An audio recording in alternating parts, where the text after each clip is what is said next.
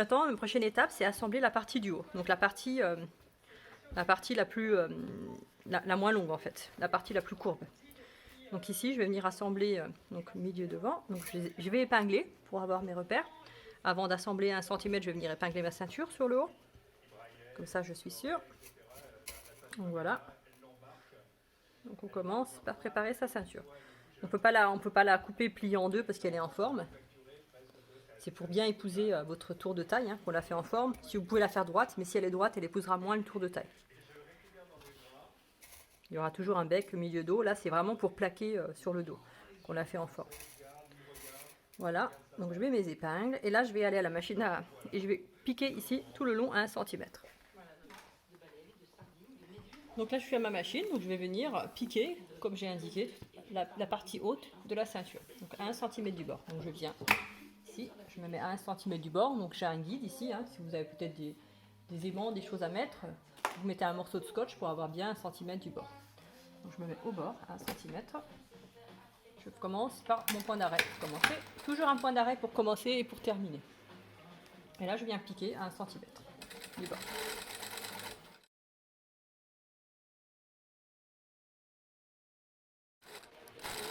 Donc normalement, le thermocollant, ça vous aide ça empêche de déformer la partie du haut de la ceinture. Si vous n'avez pas thermocollé, vous risquez de déformer votre ceinture, donc de l'élargir, de tirer dessus. Là, ça empêche de déformer.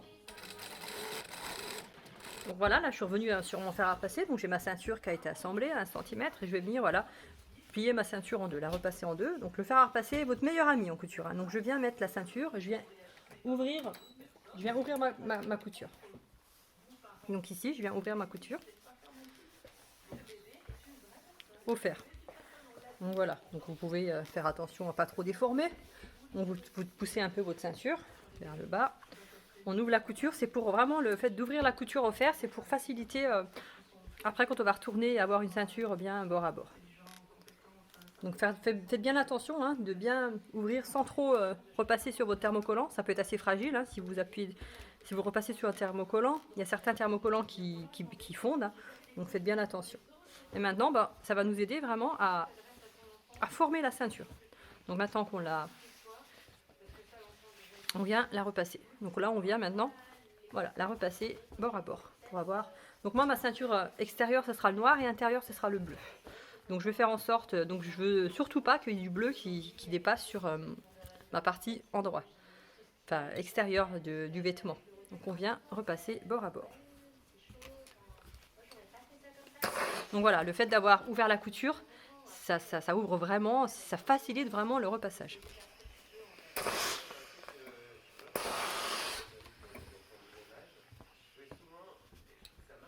Donc voilà, donc là je vois un petit peu du noir, la ceinture, ça me va très bien si je le vois sur l'envers, sur l'intérieur du corps. Comme ça je suis sûre de ne pas le voir sur l'extérieur, ma partie bleue. Donc voilà, je fais quelques millimètres, 1 ou 2 millimètres à l'intérieur. Surtout si vous faites une ceinture en Liberty, en petite fleur, il ne faudra vraiment pas qu'elle se voit sur la partie extérieure du corps. Donc voilà. Donc la ceinture, elle s'assemble, on l'assemble sur l'envers du corps et on la rabat sur l'endroit. Donc du coup, on va préparer l'endroit. Donc l'endroit, ça va être ma partie qui est noire, ça va être l'extérieur de mon corps. Donc je vais venir repasser ici en bas à 1 cm, tout au bout, tout au bord. Je vais venir préparer ma valeur de couture. Donc je prends ma partie extérieure et je viens repasser à 1 cm du bord. Je prépare ma couture d'assemblage.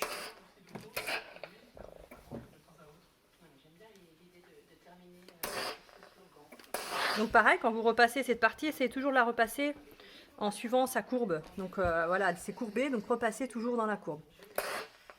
Formez en même temps la courbe. Donc voilà, vous repassez en même temps, vous tirez, vous ne mettez pas votre ceinture droite, vous la poussez pour lui donner bien sûr, sans vous repassez pas pour tirer dessus. Hein. On repasse, on appuie juste. On déforme pas la ceinture. On repasse juste la valeur de 1 cm.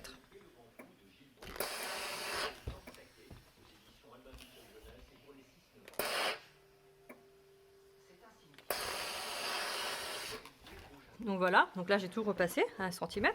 Du coup je viens repasser. Donc là je reprends ma ceinture, je lui donne la forme qu'elle a, hein, la forme en forme, comme ça. Je lui donne en forme. Là je viens réécraser dessus. En fait, maintenant, ce qu'il faut, c'est assembler. On va assembler donc la partie intérieure avec le corps. Donc pour ce faire, on va venir tracer ici. Donc en général, moi je prends un stylo friction. Donc le stylo friction, il faut savoir que sur certains tissus, bon là comme c'est chaud, on ne voit pas. Je vais vous faire petite écriture. Bonne.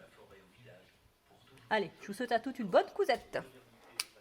Donc vérifiez bien ce message hein, parce qu'il va disparaître. Voilà. Donc le stylo friction, il est magique, avec la chaleur, il disparaît.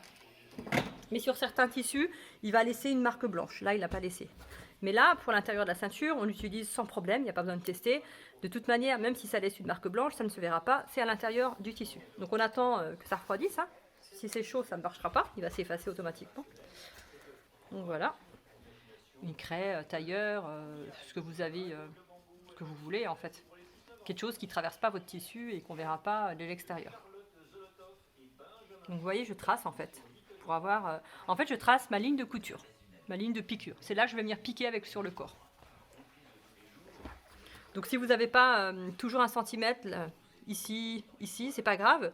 Le but, c'est vraiment d'avoir cette forme sur le corps extérieur. Donc là, on continue tout le long, on trace.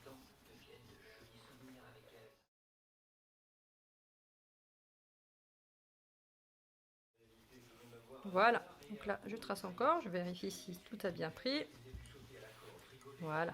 Donc là maintenant, quand on va venir à la machine à coudre, on va venir piquer. On ne pique pas exactement sur le trait, on pique à l'intérieur du trait. Donc ici à 1 mm à l'intérieur du trait, on va piquer. Pour être sûr qu'après, quand on viendra piquer, qu'on soit bien sur le tissu.